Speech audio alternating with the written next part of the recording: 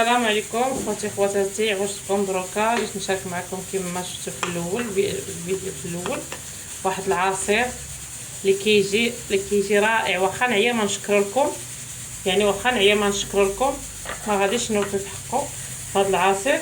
حتى تجربوه عاد غادي تعرفوا علاش كنهضر. دابا ان شاء الله غادي نبداو على بركه الله. عندي هنا 2 ليمونات و2 حامضات، وعندي هنا طريف ديال الزنجبيل اللي معروف، يعني كتعرفوا الفوائد ديال هذا الزنجبيل ها هو. وعندي ورقات ديال اللقامه. دابا اول حاجه غادي انا غير بغيت ندير كميه كثيره، اما غادي ديروا غير ممكن ديروا، انا كندير غير سميتو غير حامضه وليمونه 2 حبات. انا بغيت ندوب المقادير. عندي هنا كاس ديال المولينيكس. غادي نقي اول حاجه غادي نقي المكونات اللي عندي هنا رقامه، وغادي نقي الزنجبيل. هادو الناس اللي مرضين مساكن بالسكر، الله يشافي المرضى المسلمين يا ربي. هذا ممكن ديروه بدون سكر تشربوه هكاك صحي، ولا اللي بغى يدير هكا مثلا يستخدمو بدون سكر، اللي غيقدر يستحمل داك الحموضيه ديال الحامض. والله العظيم الا كيجي غزال غزال غزال. لقيتو عند واحد الاخت الله يحفظها، والله الا عجباتني، الله شربتو، قلت لها تعطيني المقادير ديال هذا العصير. نهار دقتو عندها وانا كنصاوبو صراحه شي حاجه اللي غادي ما تستغناوش عليها في هذا الصيف. المهم غادي نقشر الليمون، ما نخليش فيه كاع. دابا نوريكم ان شاء الله غير نقشرو، ما نخليش فيه داك الجلاف كامل كيكونوا فيه والعظام، لا هو لا الحامض. غادي نديرو نفس الطريقه وغنكمل معكم ان شاء الله الفيديو. هانتوما كتشوفوا بعد ما راني صحابتي كنصور ساعه ما كنصورش، بعد ما ساليت حيت دوك الجلافط كاملين. دابا غادي نقطعو على هاد الطريقه باش كنحيد له العظومه، حيت العظومه كما كتعرفوا راه كيمرروا لنا اي حاجه فين ما دازوا العظام ديال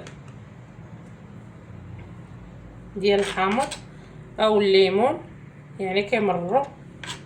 دابا غادي نكمل نفس الطريقه. تنسالي هاد الليمون. صدقوني هاد العصير راه ما غاديش تندموا الا جربتوه، غينفعكم مع هاد الحراره، وغادي يعني تستافدوا منه في هاد العيد ان شاء الله. راه غزال. وليداتكم بلاصه ما تعطيوهم المناضه وتشريو لهم داك العصير ديال الزنقه، يعني غادي ديروا كميه كثيره، ممكن تضاعفوا الكميه وغديروه في الثلاجه، راه ما كيضيعش، غتحتفظوا به وغادي يبقى تعطيو لوليداتكم يفطروا به ولا يديوه معاهم لما حد الدراري مازال كيقراو. هانتوما كتشوفوا غادي نكمل نفس الطريقه. راه غزال كما كنعرفوا. هذا الحامض يعني الفوائد ديال الحامض، والليمون فيه فيتامين سي، يعني هادشي كامل هادو فيهم كلهم فيهم فوائد اللي مزيانين غتستافدوا منها. دابا غادي نخليكم لما نطور لكم الفيديو حتى ان شاء الله نكمل تنقيه الحامض والليمون ونرجع معكم. هانتوما كيفاش كندير الليمون باش كنحيدو داك الجلافط اللي كيكونوا في الوسط.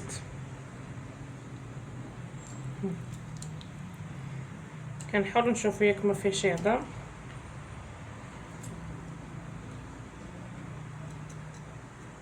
باش ما يضيعوناش العصير. كنحيدو هاد الجلافط الوسطانيين.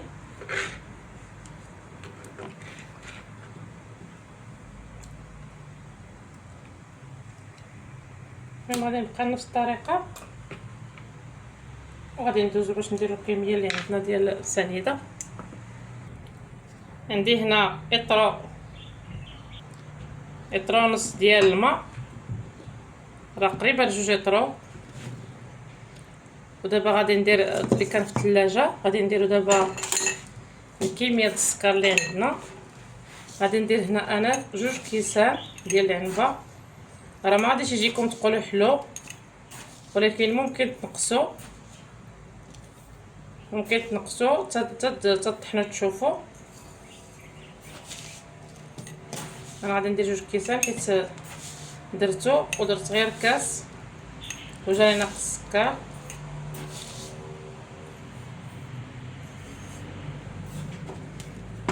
غادي نزيد عليه واحد شويه د الماء،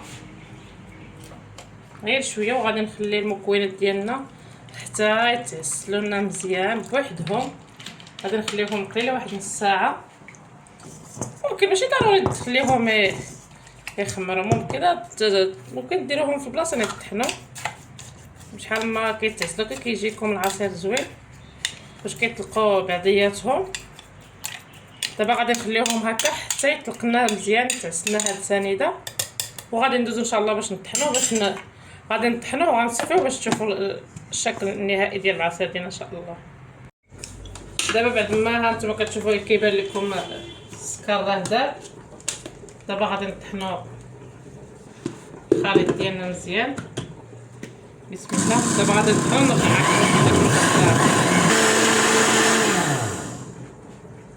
هانتوما كتشوفوا بعد ما سالينا العصير. دابا غادي ندوزو باش نصفيو، بسم الله.